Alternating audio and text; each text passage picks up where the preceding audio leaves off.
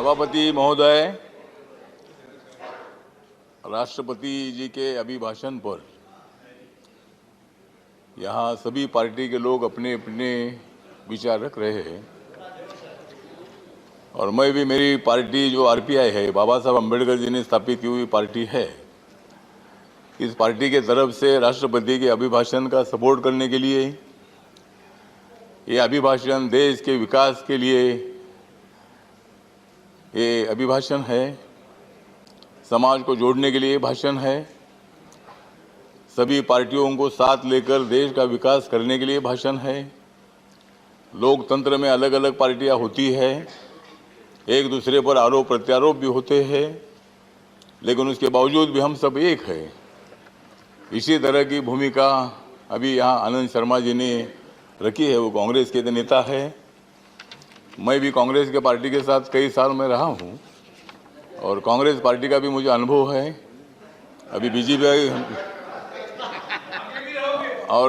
का भी मुझे अभी अनुभव है। तो सभी पार्टी के साथ मेरे संबंध अच्छे हैं। मतलब लोकतंत्र में संबंध अच्छे रखना ही चाहिए। हमारे एक खड़गे साहब है, उनको अपोजिशन लीडर बनाया कांग्रेस ने, मैं उनको हार्दिक बधाई देता हूँ। लेकिन जब कर्नाटक में मौका आया था कि उनको मुख्यमंत्री बनाने का, तब उनको मुख्यमंत्री बनाया नहीं। मतलब मुख्यमंत्री बनाने की आवश्यकता थी। मतलब अपोजिशन लीडर आपने बनाया, ठीक बात है, नहीं ठीक है। मतलब हाँ, तो मतलब ऐसे वो इतने कैपेबल थे। प्रेसिडेंट मोशन थैंक्स पर बोलना है, उस पर बोले। थैंक्स पर बोलता हूँ। तो तो खड़गे साहब हमारे दलित समाज के बहुत एक्टिव लीडर है। वो कांग्रेस में हो या मैं आरपीआई में हूँ, लेकिन हमारी मित्रता है। उन्होंने गुलबर्गा में एक बहुत ही बड़ा बुद्धिस्ट सेंटर भी खड़ा किया है। उनके बारे में हमको आदर है और इसीलिए मतलब उनको जब मौका मिला था तब उनको मुख्यमंत्री नहीं बनाया, लेकिन मुझे मंत्री नहीं बनाया, इसलिए मैंने कांग्रेस को छोड़ दिया। मतलब आपने भी छोड़ना चाहिए, लेकिन आपने नहीं छोड़ा। नहीं ठीक है। तो इसीलिए हम सब जो लोग हैं, आनंद शर्मा जी ने अभिभाषण पर बोलते बताया है कि भाई देश सबका है और भारत देश सबका है, तो भारत देश के सभी लोगों ने एक साथ आगे बढ़ना चाहिए।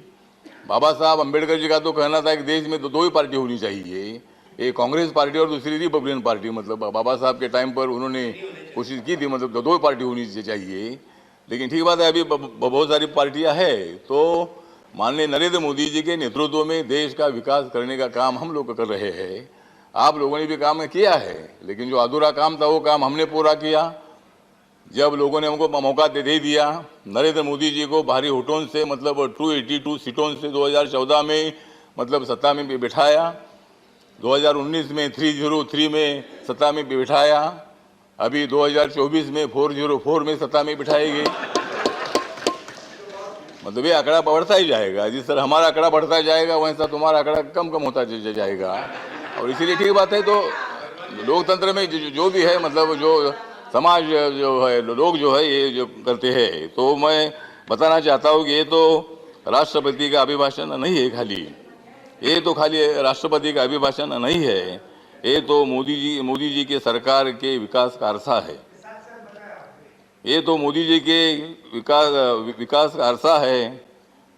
उसमें अनेक योजनाओं का बारिश बरसा है। हरियाणा में तो सिरसा है, आदिवासी का नेता मुंडा बिरसा है। और इसलिए मतलब हम सब लोग जो जाति के लोग हैं, उनको जोड़ने का भी काम हम लोग कर रहे हैं।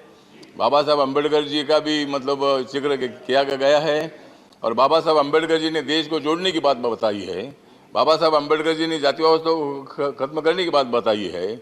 महात्मा गांधी जी ने भी जातिवाद को खत्म करने के लिए बहुत कोशिश की थी और लेकिन कांग्रेस पार्टी को जातिवाद खत्म करने का मौका मिला था, लेकिन वो मौका अपनी छोड़ दिया और इसीलिए लोगों ने आपको छोड़ दिया। माननीय मंत्री जी, सत्ता थी और इसीलिए मतलब जो इसी तरह मतलब आपने काम किया है और आपने भी अच्छा काम किया है। जब अच्छा काम किया था तब आपको लोगों ने सत्ता में बिठाया, जब गलत काम हुआ तब लोगों ने हमको सत्ता में बिठाया।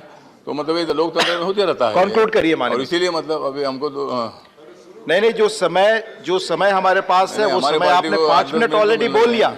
आपने 5 मिनट बोलिए, आप please conclude, others are there, I have to give them also please. हाँ, तो मैं बताना चाहता हूं कि एनडीए सरकार को मत दे दो गाली, एनडीए सरकार को मत दे दो गाली, नरेंद्र मोदी जी तो है सबके वाली।